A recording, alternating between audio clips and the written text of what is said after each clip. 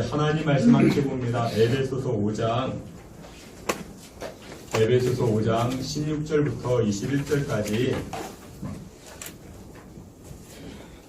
하나님 말씀 에베소서 5장 16절부터 21절까지입니다. 우리 한 절씩 교독해 봅니다. 제가 16절, 여러분들이 17절, 제가 16절 말씀 먼저 봉독해 올립니다. 세월을 아끼라, 때가 악하니라. 그러므로 어리석은 자가 되지 말고 오직 주의 뜻이 무엇인가 이해하라. 술 취하지 말라, 이는 방탕한 것이니 오직 성령으로 충만함을 받으라. 시와 찬송과 신령한 노래들로 서로 화답하며 너희의 마음으로 쉽게 노래하며 찬송하며 범사의 우리 주 예수 그리스도의 이름으로 항상 아버지 하나님께 감사하며 그리스도를 경외함으로 지차 복종하라. 아멘. 이 시간에 우리 임마누엘 찬양을 통해서 하나님께 영광 돌리겠습니다.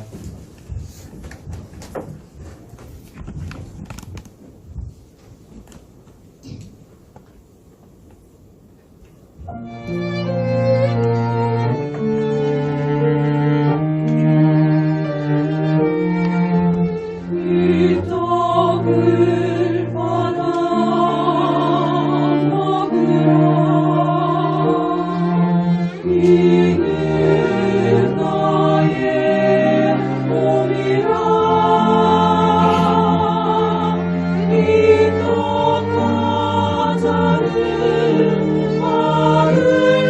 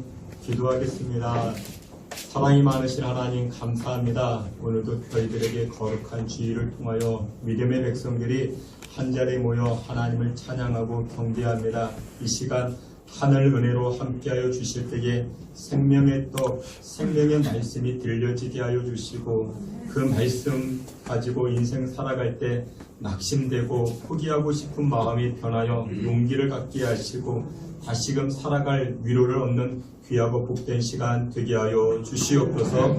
예수 그리스도 이름으로 기도하옵나이다. 아멘. 예, 우리 오늘은 우리 에베소서 말씀을 가지고 빛의 자녀로 살아갈 수 있는 실력을 키우라라는 제목으로 하나님 주신 은혜의 말씀 나누고자 합니다. 우리가 지난 주간에 지난 주일에 구원에 관한 말씀을 살피게 되었죠. 이 땅에서 우리가 무슨 존재로 살아간다고요? 여러분들이 이 땅에 무슨 존재로 살아간다? 빛의 자녀다. 누군가 여러분들에게 여러분들은 무엇입니까? 라고 물어보면 나는 빛의 자녀입니다. 라고 이야기하면 그 사람이 미친놈 그렇겠지만 그래도 우리는 여전히 빛의 자녀인 것입니다. 에베소서 5장 1절에 명확하게 이야기를 합니다. 근데 빛의 자녀로서 살아가는 방법이 무엇이라고 이야기를 했었습니까? 빛의 자녀가 무엇이냐? 첫 번째, 맡겨진 사명으로 살아간다 라고 이야기했죠. 우리 각자마다 사명이 있다. 근데 그 사명을 무엇으로 전달하자? 따뜻함으로 전달하자. 빛의 자녀는 따뜻함을 가지고 우리 이웃을 대하고 친절함으로 우리 아내와 남편을 대하는 그것이 우리의 사명이다. 아이를 가르치는 선생님들이 계십니까? 그러면 어떻게 하자? 따뜻함으로 교육하자. 전도의 사명을 감당하는 분들이 계십니까? 전도할 때 우리가 어떻게 하자? 예수천당 불신족 그렇게 하면 안 되고 따뜻하게 전도하자. 그게 바로 빛의 자녀로서의 사명을 감당하는 것이다 라고 말씀을 나누었습니다. 그리고 두 번째, 빛의 자녀로서 이 땅을 살아가는 지혜가 무엇이냐면 또 두 번째, 나의 수준을 높여라. 나의 수준을 높여라. 이제 우리는 천국 백성이기 때문에 하나님의 자녀이기 때문에 우리가 천국에서 살아가야 되니까 이 땅에서 천국 백성으로서의 수준이 높아져야 된다라고 이야기했죠. 근데 이 땅의 것들이 무엇입니까? 이 땅의 것들은 비방하기 좋아하고 허탄한 말, 허망한 말 하는 걸 좋아하고 그런데 우리가 수준을 높인다는 것은 무엇이다? 그런 말 하지 말고 범사에 감사하는 말을 하자. 그게 바로 천국 백성으로서의 수준을 높이는 것이다 라고 이야기를 했죠.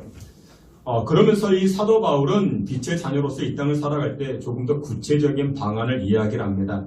여러분 생각해 보세요. 내가 빛의 자녀로서 살아가는데 항상 따뜻하게 또한 친절하게 그렇게 살아갈 수 있겠습니까? 매일매일 술 먹고 들어오는 이 고주망태 돼가지고 들어오는 남편을 따뜻하게 대할 수 있겠습니까? 친절하게 대할 수 있겠습니까? 아내가 매일 밥도 안 하고 애들 건사하지도 않고 매일 춤바람 나가지고 밖으로 돌아다니고 그럼 따뜻함이 나오겠습니까? 안 나오죠. 남 비방하고 원망하고 이렇게 그런 것들이 우리는 쉬운데 그런 것들이 우리는 편한데 근데 성경은 너희는 빛의 자니까 그렇지 하지 말고 따뜻하게 대해주어라. 친절하게 해주어라. 그리고 이 땅의 수준으로 머물지 말고 천국 백성의 수준으로 이렇게 좀 너희의 수준을 끌어올려라. 그렇게 이야기합니다. 근데 그게 쉬워요? 어려워요? 어렵죠. 어렵습니다. 어렵기 때문에 오늘 본문에서 사도 바울은 이 에베소 교인들에게 그렇게 이야기합니다. 그거 어렵지. 그거 어려우니까 어떻게 해야 돼? 실력을 키워야 돼. 천국 백성으로서의 실력을 키워야 돼. 능력을 키워야 돼. 근데 능력을 키우기 위해서는 그걸 가르쳐주는 학원 다녀라. 학원이 어디 있어요? 그래서 사도 바울은 그렇게 이야기합니다. 성령 충만함이 바로 해답이다. 그렇게 이야기합니다. 성령의 능력을 받아야만이 그 능력으로 친절해질 수가 있어. 따뜻해질 수가 있어. 너의 인생의 수준, 믿음의 수준을 신앙의 수준을 끌어올릴 수가 있어. 그 이야기를 하고 있는 것입니다.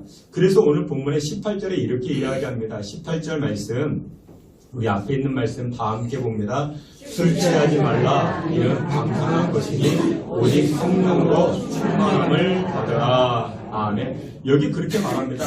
오직 성령으로 충만함을 받으라 이야기합니다. 여러분들 내가 성령의 능력을 받을 때 내가 이 땅을 살아가면서 따뜻해질 수가 있는 것입니다. 친절해질 수가 있는 것입니다. 내 인생의 수준이 올라갈 수가 있다는 것입니다. 그래서 우리는 날마다 성령의 능력을 받아야 되는 것이다. 사도 바울은 권면합니다. 그러면서 이 사도 바울은 조금 더 우리에게 지혜를 돕기 위해서, 우리의 이해력을 돕기 위해서 성령 충만함을 강조하면서 무엇과 비교를 하고 있는가? 술 취함과 그리고 성령 충만함에 관해서 비교하면서 우리에게 이야기를 합니다. 술 취하지 말고 성령 충만해라. 그러니까 그 얘기는 무엇이? 여러분들 술 취해 보셨습니까? 술 취해 보면 술에 끌려다니게 됩니다. 술에 끌려다니게 됩니다. 성령 충만하면 성령의 인도를 받게 된다는 것입니다. 여러분들 어떤 분이 성령 충만함과 술 취함에 공통점이 몇 가지가 있다 그렇게 이야기합니다. 술 취하는 것과 그리고 성령 충만하면 여러 가지 공통점이 있는데 첫 번째 무엇이냐? 여러분들 술 취하면 뜨거워진대요. 성령 충만해도 뜨거워집니다. 여러분 술 취한 사람들 보면요 덥대요. 막 더워가지고 엄동설한해도 막 옷을 벗고 막 그렇습니다. 덥대요. 성령 충만해 보셨습니까? 성령 충만해지면요 더워요. 열정이 생기는 것입니다. 냉소적이지 않고 따뜻해지기 시작하는 것입니다. 그러니까 이 술 취함과 성령 충만함은 이 공통점이 있다 이야기합니다. 두 번째, 술 취하고 성령 충만하면 공통점이 무엇이냐? 말이 많아진대요. 늘 술 취한 사람들 보셨습니까? 식당 가면 얼마나 시끄러운지 몰라요. 근데 그 사람들 꼭 테이블 위에 뭐가 있어요? 소주병이 있어요. 그러니까 이슬을 먹으면 좀 이렇게 얌전해져야 되는데 얼마나 시끄러운지를 모릅니다. 근데 여러분 성령 충만한 사람들 보면 또 어때요? 성령 충만한 사람들 보면 입이 가만히 있지 않아요. 입에 찬송이 나오고 기도가 나옵니다. 입술이 얼마나 바쁜 줄 몰라요. 세 번째, 술 취함과 성령 충만함의 공통점이 무엇이냐? 여러분들 술 취하고 성령 충만하면 노래한대요. 그 술 취한 사람들, 여러분들 술 먹고 2차, 3차 어디 가요? 노래방 가요. 꼭 노래방 가서 노래 부릅니다. 근데 자기가 좋아서 노래 부르는 거지 옆에서 들어보면 그게 고성방가죠. 얼마나 시끄러운지 몰라요. 근데 성령님도 취하면요, 성령 충만하면 노래해요. 설거지를 하면서 노래를 해요. 운전을 하면서 노래를 해요. 찬송을 하는 것이죠. 찬송이 나오는 것입니다. 그 성령 충만하면 그렇습니다. 네 번째, 술 취함과 성령 충만함의 공통점이 무엇이냐? 권함이 있대요. 권한대요. 여러분 술 먹는 분들의 특징이 뭐예요? 권해요. 자꾸만 권해요. 안 먹는 거 뻔히 알면서도 그래도 한 잔만 하라고 한 잔만 하라고 이게 얼마나 좋은지 모른다고 맛있는지 모른다고 그러면서 이 술을 꼭 술잔을 건넵니다. 술 먹는 분들 그런 거 있다 합니다. 술을 따라주잖아요. 술을 안 따라주니까 술 좋아하는 분들은 자기가 따라서 자기가 마신다고 하는데 그걸 뭐라고 하는지 아십니까? 지인부처, 지인지처. 지부지처. 제가 안 먹어봐서 모르는데 지부지처라고 합니다. 지부지처가 뭔지 아십니까? 지가 부어서 지가 처먹는다. 그 술을 얼마나 좋아하는지 남이 좀 따라주고 그렇게 마셔야 되는데 지가 붓고 지가 마시고. 요즘 술 취한 사람들은 꼭 권해요. 한 잔만 하시라고 한 잔만 하시라고. 근데 성령 충만하면 또 어때요? 권해요. 전도지를 권하고 주보를 건네고 선생님 이번 주에 한번 교회 가보시죠. 교회 가보시죠. 다섯 번째, 술 취함과 성령 충만함의 공통점이 무엇이냐? 눈물을 흘린대요. 술만 먹으면 왜 이렇게 우는지 몰라요. 술만 먹으면 그렇게 울어요. 뭐 이렇게 탁자를 쳐가면서 엉엉 울고 왜 그때 왜 그랬는지. 근데 성령에도 취하면요 눈물이 나기 시작합니다. 기도하면서 눈물이 나고요. 찬송하면서도 눈물이 나고요. 근데 그게 은혜예요. 내가 정화되어지는 것입니다. 술 취하면서 울면요 내가 정화되는 게 아니고 내 안에 독이 쌓입니다. 독이 쌓이는데 교회 오셔가지고 찬송하고 기도하면서 눈물 나면요 그게 내 안에 있는 것들이 정화되어지는 것입니다. 또 여섯 번째, 술 취함과 성령 충만함의 공통점이 무엇이냐면 용감해진대요. 여러분 술 취한 사람들 봤습니까? 얼마나 용감한 줄 몰라요. 막 전봇대 붙잡고 싸워요. 그 길거리 있는 간판 붙잡고 막 싸워요. 얼마나 용감하게 싸우는지 모릅니다. 여러분들 성령 충만하면요 여러분들 담대해집니다. 세상 포기하고 싶었는데 교회 와서 예배드리고 찬송하고 성령 충만해지면요, 그래 다시 살아봐야지. 담대함이 생기기 시작합니다. 인생에 여러 문제들이 있는데 성령 충만하면요, 용기를 얻고 다시금 시작하게 되더라는 것입니다. 그리고 마지막으로 술 취하고 성령 충만함의 공통점이 무엇이냐면 냄새가 난대요. 술 취한 사람들 보셨습니까? 술 냄새가 나요. 그렇죠? 술 냄새가 납니다. 근데 성령 충만하면요, 무슨 냄새가 납니까? 예수 그리스도의 향기가 나타나게 되는 것입니다.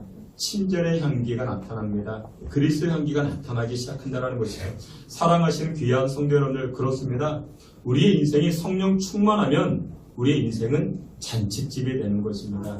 여러분들의 가정이, 여러분들의 인생이 잔치집 같기를 원합니까? 그런데 잔치집의 특징은 무엇이에요? 잔치집에는 첫 번째 뭐가 있어야 돼요? 음식이 있어야 돼요. 그래서 잔치집에는 음식이 있어야 좋죠. 가서 먹어야 잔치가 되잖아요. 여러분들, 교회는요, 잔치집 같아요. 교회는 일단 무엇이 있어요? 음식이 있어요. 여러분들, 우리가 예배 끝나고 여러분들 식사하는 그 식사도 있지만 먼저 생명의 말씀을 먹죠. 하나님 주시는, 예수님 말씀하시잖아요. 내가 너희의 떡이다. 우리는 말씀을 먹기 때문에 말씀이 우리의 양식이 되는 거죠. 여러분들, 또 잔치집에는 뭐가 있어야 돼요? 노래가 있어야 돼요. 풍악을 올려야 되잖아요. 여러분들, 교회에는요, 뭐가 있습니까? 찬송이 있는 것입니다. 노래가 있습니다. 하나님을 경배하는 경배의 목소리가 가득 채워지죠. 그래서 잔치집이 되는 것이죠. 그리고 마지막, 여러분들, 잔치집에는 뭐가 있어야 됩니까? 하객, 축하객이 있죠. 여러분, 축하객이 모여가지고 어떻게 합니까? 서로 교제하죠. 여러분들, 모처럼 만에 여러분들 이제 잔치집에 갔어요. 그럼 누구 만나요? 일가 친척들을 만나고, 우리 동창을 만나고, 친구를 만나고, 서로 교제하죠. 야, 너 어떻게 지냈느냐? 너 잘 지냈냐? 야, 건강해 보인다. 잘생겨 보였다. 여러분, 교회 오면 뭐가 있어요? 교제가 있는 거예요. 우리 교인들이 모여가지고 하나님의 영광을 찬양하고 교제하죠. 그게 잔치집이라고. 여러분들, 우리 가정도 우리 교회도 마찬가지입니다. 사랑하시는 귀한 성도 여러분들, 날마다 시간마다 여러분들의 인생이 이 성령 충만함을 여러분들 사모하심으로 말미암아 여러분들의 인생이 잔치하는 집과 같은 은혜를 누리며 살아가시기를 주의 이름으로 축원합니다. 그러면 우리가 성령 충만할 때 성령께서는 우리 안에 내주하사 어떤 일을 하실까요? 성령은 어떤 일을 하시는가? 세 가지로 말씀하죠. 첫 번째, 성령은 도와주신대요. 우리를 도와주신대요. 로마서 8장 26절에 이렇게 말씀합니다. 우리 앞에 있는 말씀, 로마서 8장 26절 함께 봅니다. 이와 같이 성령도 우리의 연약함을 도우시나니 우리는 마땅히 기도할 바를 알지 못하나 오직 성령이 말할 수 없는 탄식으로 우리를 위하여 친히 간구하시느니라. 아멘. 성령의 특징 첫 번째는요, 우리를 도와주신대요. 여기 26절 말씀에서도요, 성령도 우리의 연약함을 도우시나니, 도와주신대요. 이사야 41장 10절에도 이렇게 말씀합니다. 말씀 한 번 더 보겠습니다. 두려워하지 말라, 내가 너와 함께하리라. 놀라지 말라, 나는 내 하나님이 됨이라. 내가 너를 굳세게 하리라. 참으로 너를 도와주리라. 참으로 나의 의로운 오른손으로 너를 붙들리라. 아멘. 여기도 말씀합니다. 내가 너를 도와줄게. 내가 너를 도와줄게. 이렇게 말씀합니다. 여러분들, 저는 이 말씀이 참 좋습니다. 누군가가 나를 돕는다. 이 말씀이 얼마나 좋겠습니까? 시험을 앞두고 있는 학생이 있습니다. 선생님이 그 아이를 불러요. 아무개야, 내가 너 도와줄게. 그러면서 이 공부를 가르쳐 줍니다. 그러면 학생 입장에서 얼마나 기분이 좋겠습니까? 자동차 사고가 났어요. 운전하다가 자동차 사고가 났는데 누가 나타나가지고 도와줍니다. 이 자동차 여러 가지 사건 사고들 있으니까 그걸 도와줍니다. 그럼 얼마나 또 힘이 되겠습니까? 사업하시는 분인데 물건을 계약해야 되고 또 이렇게 협정을 맺어야 되는데 전문가가 나서가지고 도와줍니다. 그럼 또 얼마나 힘이 되겠습니까? 누군가가 우리를 도와준다? 그런데 성령께서 우리를 도와주신다 말씀합니다. 여러분들, 주의 영은 우리를 도우시는 영입니다. 그래서 여러분들 기억하셔야 됩니다. 성경은요, 한 번도 그런 말씀한 적이 없어요. 내가 너의 문제, 너의 연약함, 내가 다 해결해 줄게. 이렇게 말씀한 적 없어요.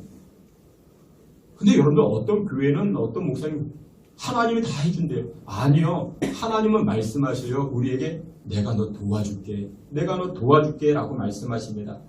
다 해줄게가 아니고 도와줄게 라고 말씀합니다. 하나님께서 이스라엘 백성들에게 약속의 땅, 가나안 땅을 허락하셨습니다. 그리고 하나님께서는 이 약속의 땅을 정복하기 위하여 이스라엘 백성들을 어떻게 합니까? 도와주십니다. 다 해주시지 않고 도와주십니다. 가끔 그런 분들 만나게 돼요. 우리 교회는 안 계시지만 그런 분들이 이렇게 이야기하시는 분들이 계십니다. 기도만 하면 다 된대요. 근데 기도만 하면 다 돼요? 아니요, 그렇지 않습니다. 이런 분들은요, 하나님을 오해하시는 분들이십니다. 하나님은 물론 다 하실 수 있습니다. 그런데 하나님은 첫째 우리에게 사명을 맡겨주셨잖아요. 그리고 우리의 신앙 인격이 자라나기를 원하시잖아요. 그래서 하나님은 우리를 다 해주지 아니하시고 어떻게 해요? 하나님은 우리에게 도와주신다라는 것입니다. 하나님은 우리를 도와주십니다. 손주가 예뻐요. 자식이 예뻐요. 그래서 엄마가 너무나도 예뻐가지고 이 아이를 매일 업고 다녀요. 1살이 됐는데 2살이 됐는데 5살이 됐는데 매일 업고 다녀요. 그 아이가 걸어 다닐 수 있겠습니까? 뛰어다닐 수 있겠습니까? 못하죠. 넘어져도 자기가 걸어갈 수 있도록 그렇게 해야 됩니다. 다만 엄마는 옆에서 어떻게 합니까? 도와주는 것입니다. 하나님도 우리가 성장하기를 원하십니다. 우리의 수준이 높아지기를 원하십니다. 다 해주실 수 있지만 우리를 어떻게 하신다고요? 하나님은 도와주시는 것입니다. 저를 한번 따라해 보시길 바랍니다. 도와줄게. 하나님은 우리에게 다 해줄게 이렇게 말씀하지 아니하시고 다만 우리에게 도와줄게 말씀하십니다. 우리 옆에 계시는 분들에게 이렇게 말해봅시다. 하나님께서 도와주십니다. 여러분 감사합니다. 여러분 그렇습니다. 성령 충만하면요 하나님은 우리를 도와주십니다. 그러면 우리 인생에서 구체적으로 무엇을 도와주실까요? 여러 가지가 있겠지만 첫 번째 우리의 죄를 멀리하게 하시는 그 성령의 역사가 있다라는 것입니다.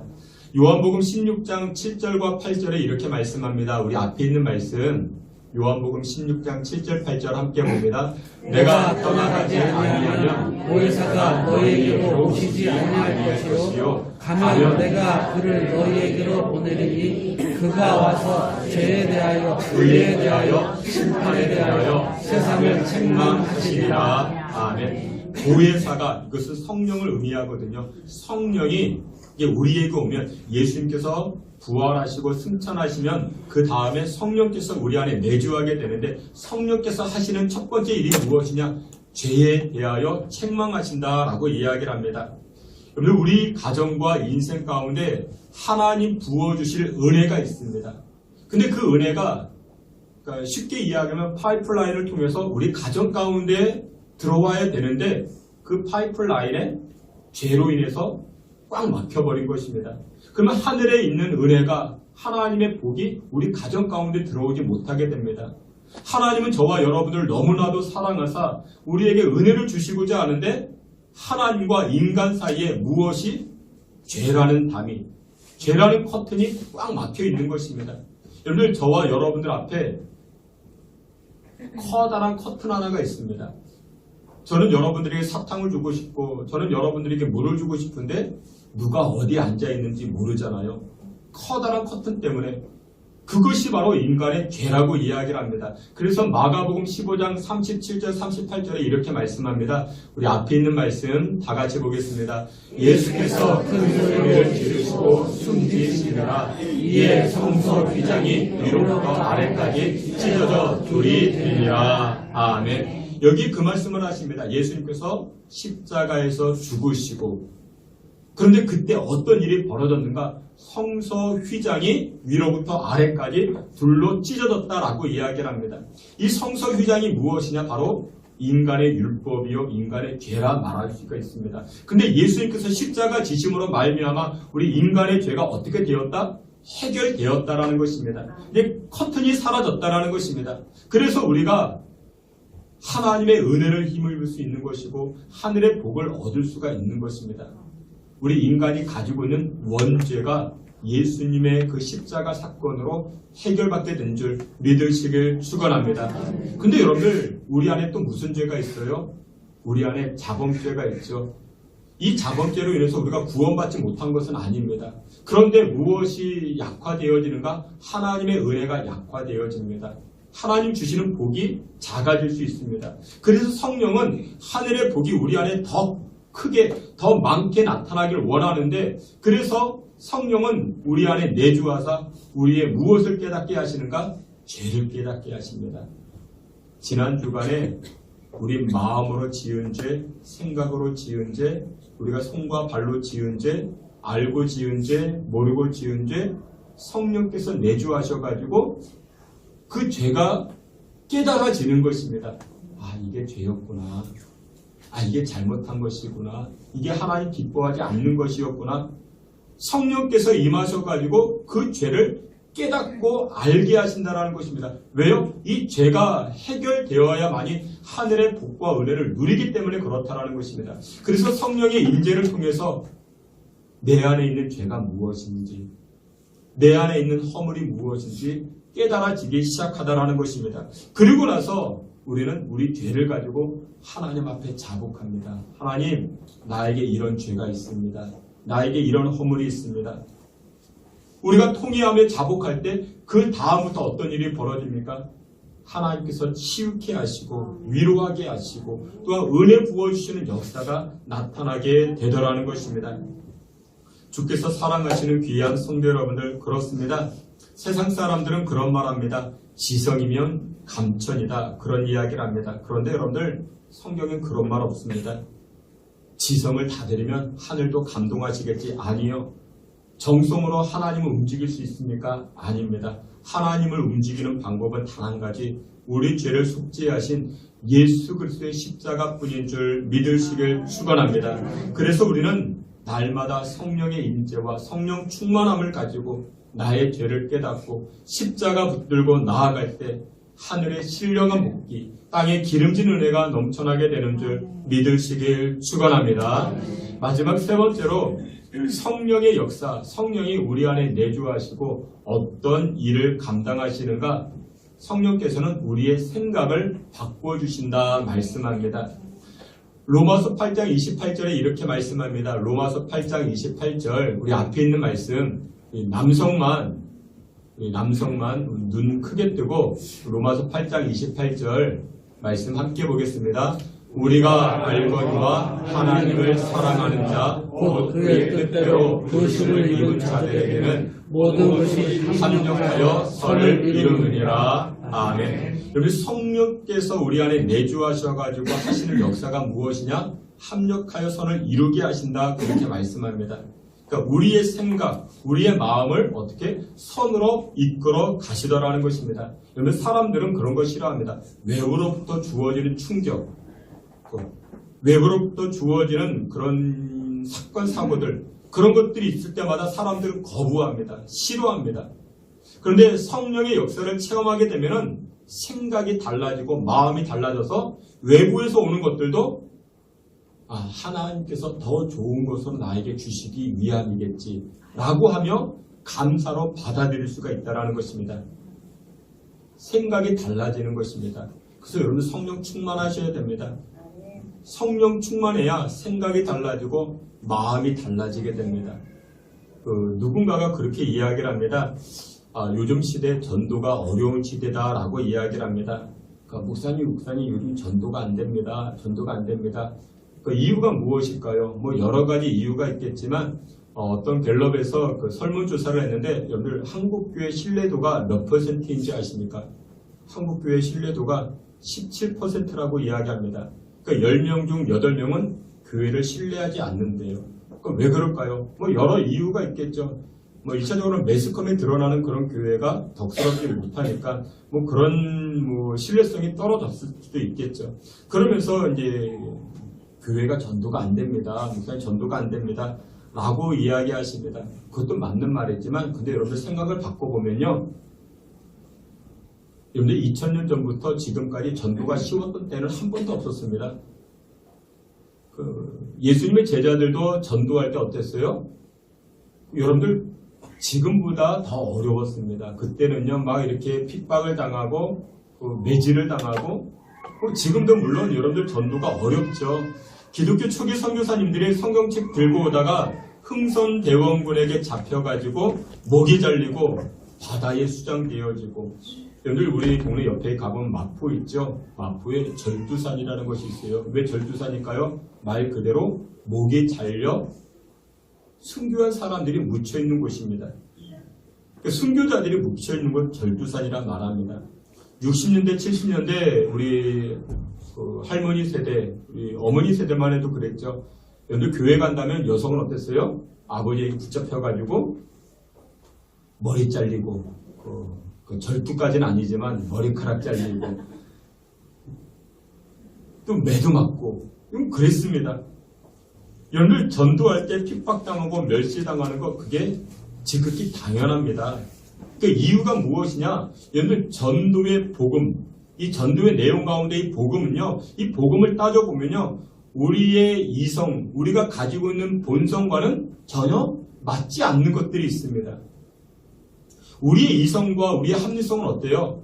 우리가 다 따져봐가지고 따라가는 것들이죠. 그런데 성경에서 등장하는 것들은 전혀 우리 이성에 맞지가 않는 것들이죠. 예수님이 어떻게 탄생했어요? 남성을 알지 못하는 여성에게 예수님이 탄생했대요. 그런데 이것은 우리 이성에 맞지가 않잖아요. 예수님이 물 위를 걸어가셨대요. 이것도 맞지가 않잖아요. 십자가에 죽은 사람이 부활했다, 살아났다. 이것도 우리의 이성과 맞지 않습니다. 그 살아난 예수를 믿으면 나의 죄가 용서를 받는다. 이것은 다 우리의 이성과 본성에 합당하지가 않는 것들입니다. 그러면 우리의 이성과 본성은 어때요? 이런 것들입니다. 1000번 불공을 들이면 대학에 합격한대. 그게 우리 이성에 더 가깝지 않습니까? 절에 가서 기와장 500만원짜리 올리면은 승진한대. 그게 우리 이성과 본능에 더 가깝지 않습니까? 바람 피는 남편, 그 지갑에 부져놓고 다니면은 바람이 안 핍니다. 근데 그게 우리 이성과 본성에 가깝지 않습니까? 근데 성경은 전혀 그렇게 말씀하지 않습니다. 성경은 무엇을 이야기해요? 은혜를 이야기를 합니다. 처음 들으면 납득이 안 돼요.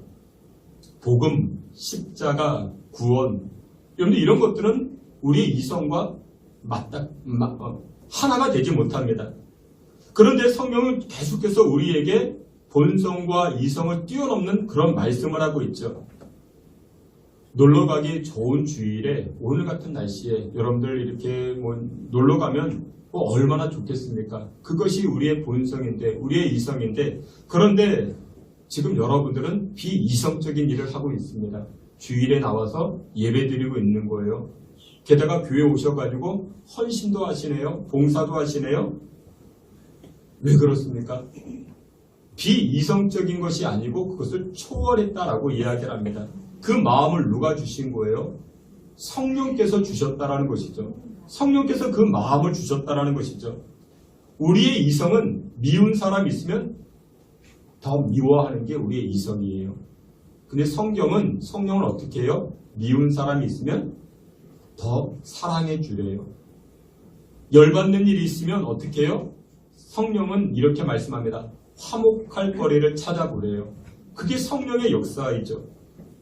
욕심낼 만한 상황인데 세상은 얼마든지 한 개 뺏어가고 두 개 뺏어가고 그걸 이야기하는데 성령은 어떻게 이야기를 해요?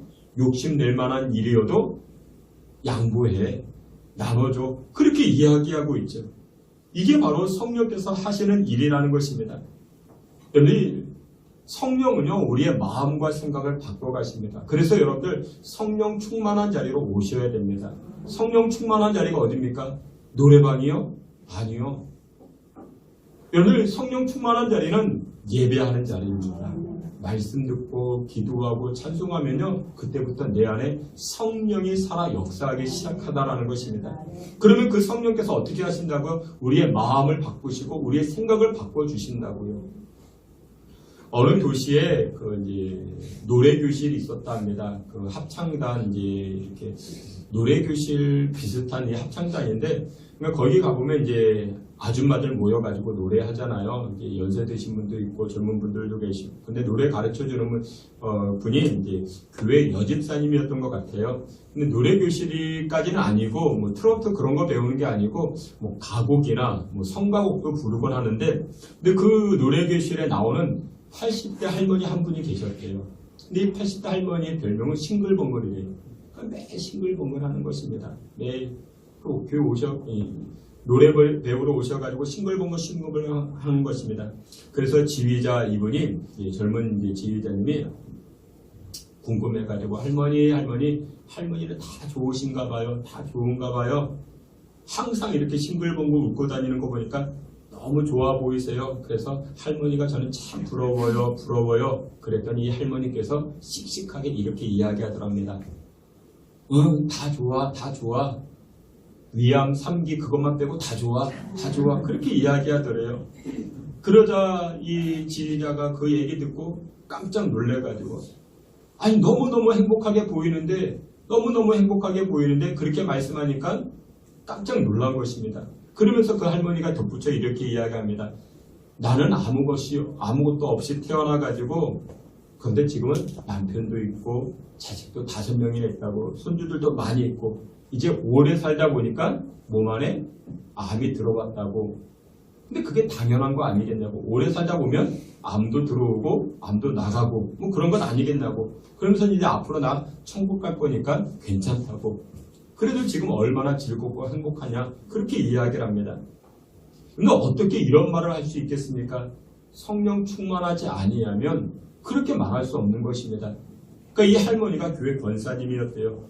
여러분 성령 충만하니까 마음이 달라져요. 생각이 달라지는 것이죠. 누가 역사하기 때문에 성령께서 역사하시기 때문에 모든 사건들을 긍정적으로 선으로 받아들이더라는 것입니다. 주께서 사랑하시는 귀한 성도를 그렇습니다. 우리가 이제 2주간 지난주와 이번 주에 성령의 일하심과 역사를 묵상하며 은혜를 나누게 되었습니다. 근데 여러분들 하나님은 저와 여러분을 빛의 자녀라고 말씀하셨습니다. 이 땅 우리가 빛의 자녀를 어떻게 살아가야 된다고요? 따뜻하게 살자고요. 친절하게 살자고요. 허탄한 말, 어리석은 말, 허망한 말 그런 말 하지 말고 무슨 말 하자고요? 감사의 말을 해가지고 우리의 수준을 좀 끌어올리자고요. 근데 그게 쉽다 어렵다? 어렵다. 어렵기 때문에 내 힘으로 되는 게 아니고 누구의 힘으로 된다? 성령의 힘으로 된다. 그래서 여러분들 수준을 올리기 위해선 성령 충만하셔야 됩니다. 성령 충만하면요, 여러분들 수준이 올라가면 하나님께서 그 수준에 맞게끔 하나님 부어주시고 채워주시더라는 것입니다. 빛의 자녀로서 이 땅 능력 있게 살아가실 수 있는 저와 여러분 다 되시기를 주님의 이름으로 축원합니다. 아멘.